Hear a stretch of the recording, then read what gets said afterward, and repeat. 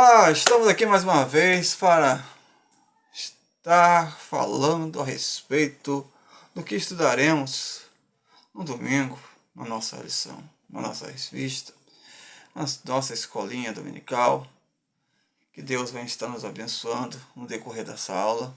Que Deus venha estar abençoando a sua vida, que tem parado um tempo para estar ouvindo, se alimentando da palavra de Deus. E hoje fala sobre a permanente vigilância.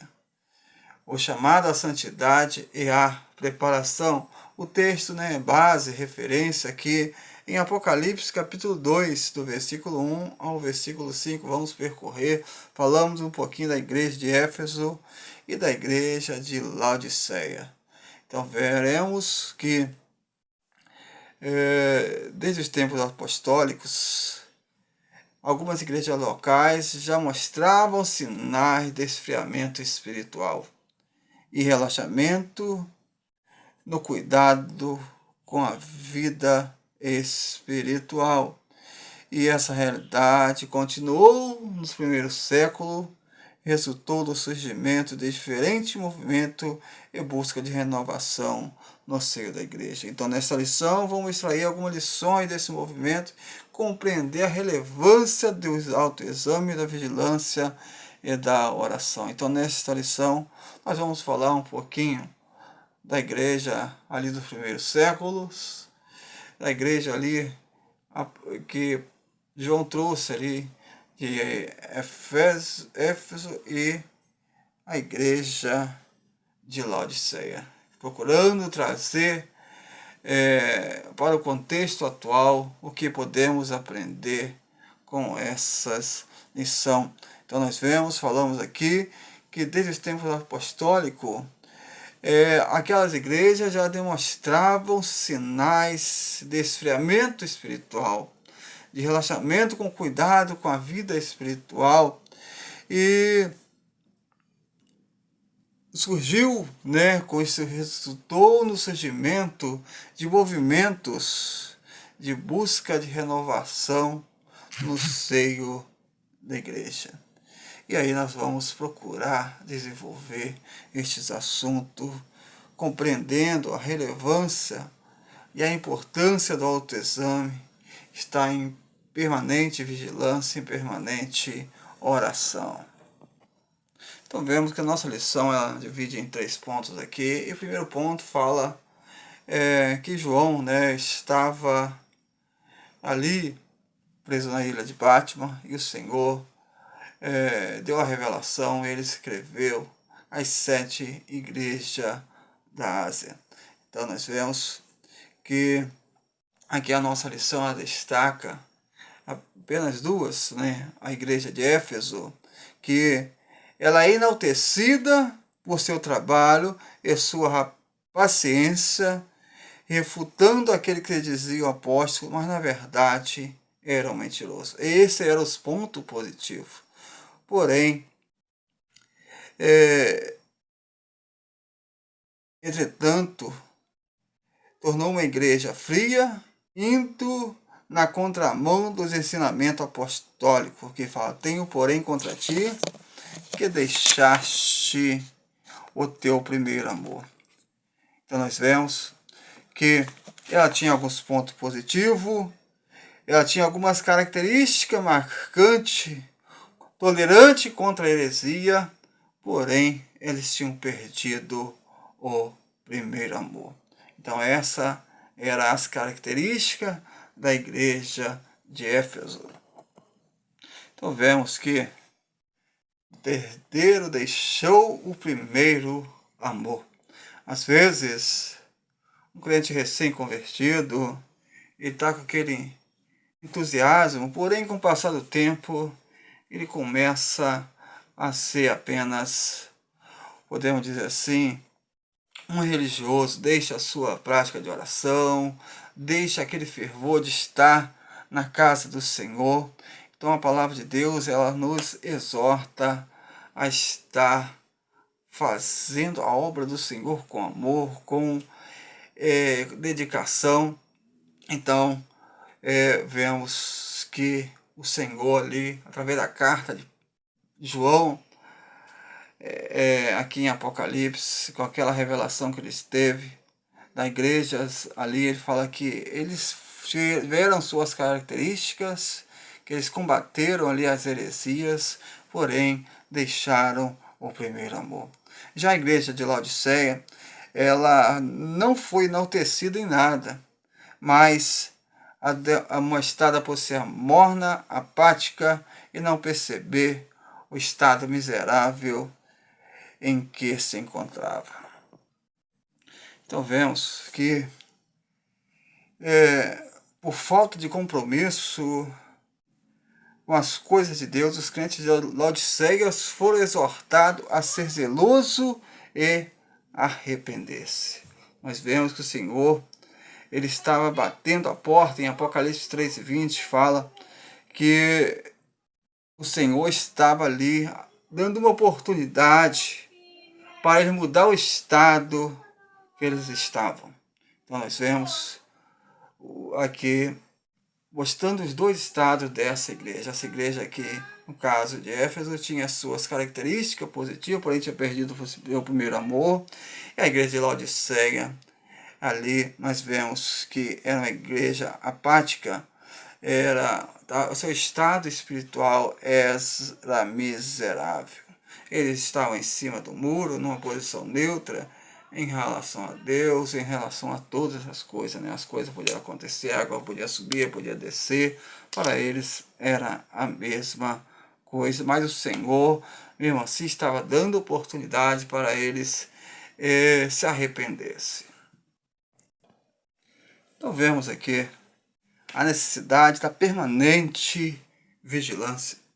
Ainda no início da igreja, muitos não expressavam mais o mesmo vigor que antes. Faltava ânimo para a leitura da palavra de Deus, o louvor se tornou morno e a adoração era sem vida. Nós vemos que o Senhor Jesus, ele, lá em João 4, né, ele fala que ele procura os verdadeiros adoradores que adoram o Pai em espírito e em verdade.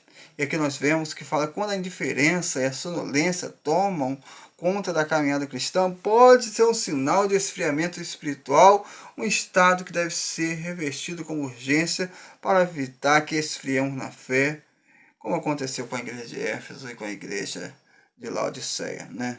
Então, se não voltarmos ao primeiro amor, jamais viveremos o refrigério de um amplo e intenso necessário avivamento. Voltar ao primeiro amor. Nossa lição aqui, ela traz, né, nós vamos falar isso no decorrer das lições, alguns movimentos que surgiram no nosso século passado, esses séculos. E aqui ele fala sobre o movimento montanista, né? Aqui parece que ela narra a história que surgiu ali na província de Frígia, da Mísia, na Ásia Menor, que na Turquia, se não me falha a memória, que surgiu esse movimento. E parece que até Tertuliano, né, que foi parte de um movimento pentecostal aqui na América Latina, ele fez parte deste movimento, mas por eles ver esse esfriamento, surgiu esse movimento montanista. Mas acabou que eles abandonaram a sua base bíblica e eles foram para outro excesso. Eles acabaram extrapolando um pouco. Algumas mulheres largaram até seu esposo, as suas casas, para seguir esses movimentos. Eles pregavam que era necessário, que era importante ter as mulheres, né, não casar.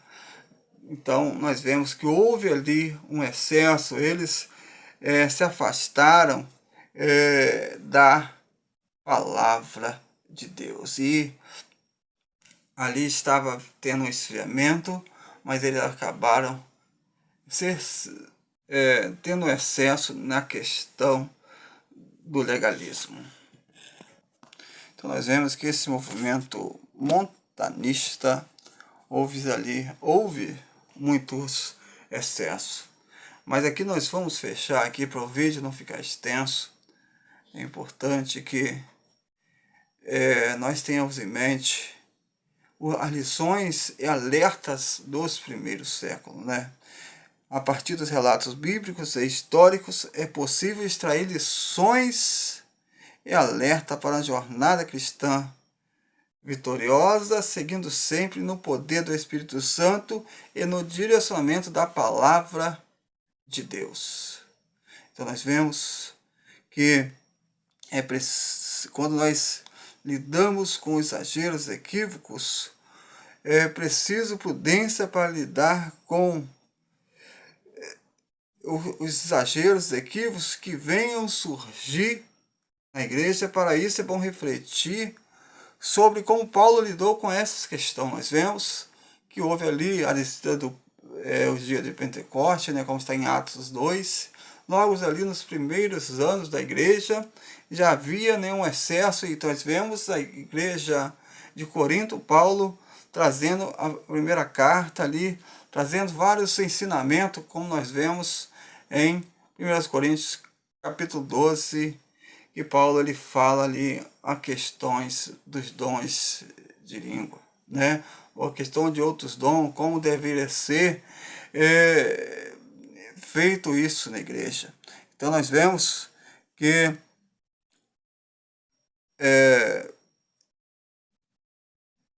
havia exageros ali, pois parece que alguns ignoravam o propósito dos dons, enquanto outros se sentiam superiores, né?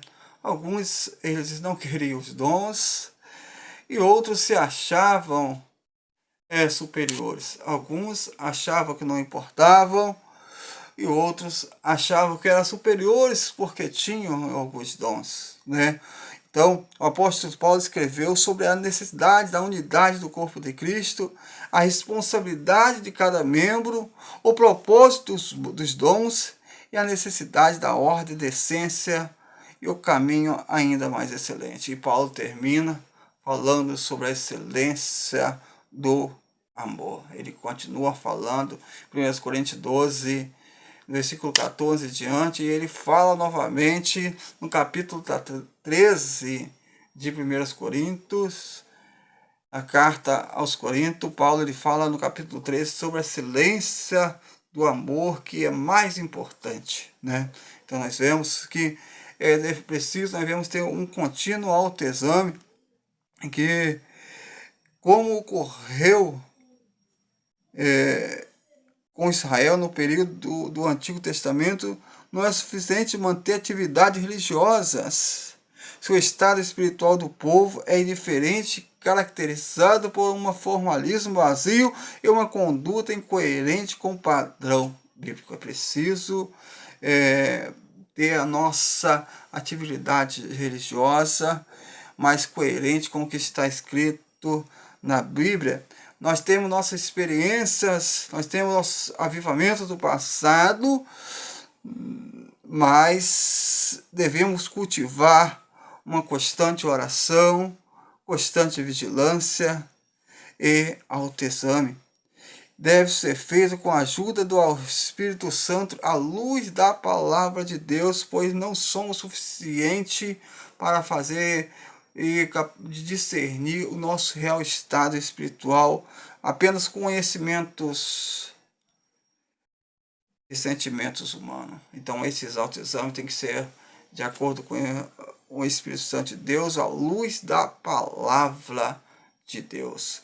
Então é preciso que nós venhamos a cada dia estar procurando esse contínuo avivamento, estar vivo. Então a palavra de Deus traz muito alerta quanto aos últimos dias, esfriamento do amor, né? Nós vemos isso lá em Mateus 24, que nos últimos dias o amor se esfriaria, pessoas com aparente fé, aparente piedade.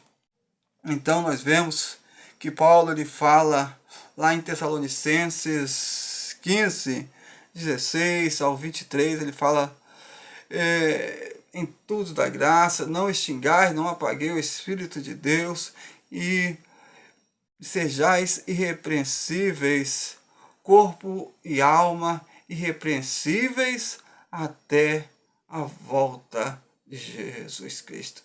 espírito, alma e corpo irrepreensíveis até a volta do Senhor Jesus Cristo.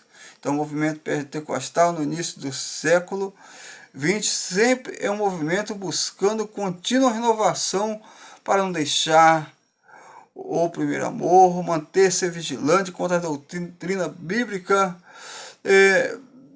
o estudo da palavra de Deus.